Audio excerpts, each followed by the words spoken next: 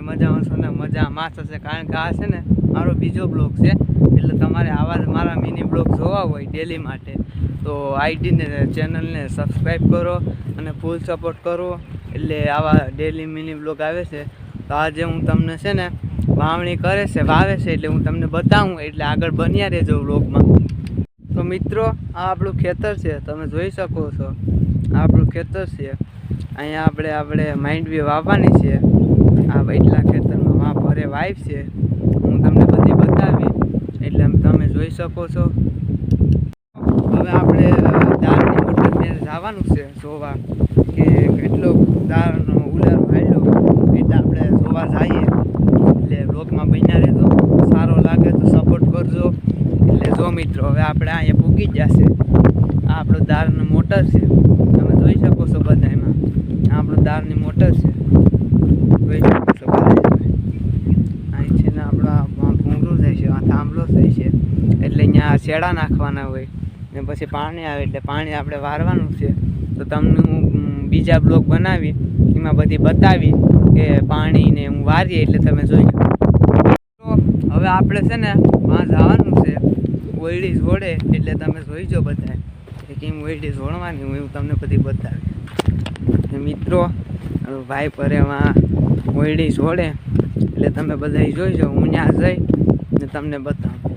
મિત્રો, વરસાદ જેવું છે એટલે આપણે વાવવું જરૂર છે, કારણ કે વરસાદ આવી જાય છે એટલે આપણે વાવાશે નહીં. તો તમને વરસાદ જેવું બતાવું તો દેખાય આવું ઢાકલા જેવું થઈ ગયું, એટલે આવવાની શક્યતા ગમે ત્યારે આવી શકે.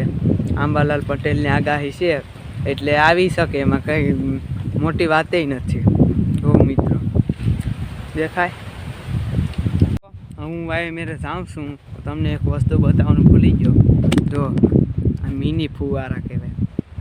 અહીંથી શેડમાં ભૂંગળું છે ને, આમાં વાયુમાંથી પાણી આવે છે. હવે તમે જોઈજો, હું તમને બતાવું તો તમને એનો અંદાજ લાગશે. તમે કાચબા અને માઇસલા ને એવું બધું હોય તો કોમેન્ટ કરીને કહેજો. તો મિત્રો, હવે આપણે છે ને વાય મેરે પૂગી જશે.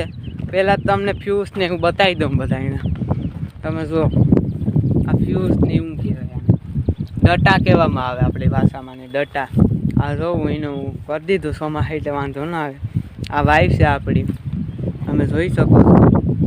ખાલી છે વાય, કારણ કે સોમાં પાણી આવશે એટલે આખી ભરાઈ જશે. આપણે વળી કોરથી જોઈએ માઇસલા ને કાચબા ને એવું દેખાય તો છે ફરતી કોર કંકોર દેખાય. મિત્રો દેખાય તો કોમેન્ટ કરીને કહેજો.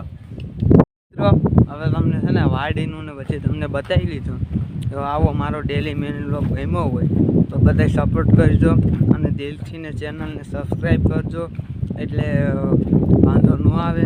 એટલે આવા ડેલી મિની બ્લોગ જોવાય તો ચેનલને સબસ્ક્રાઈબ કરજો પ્લીઝ.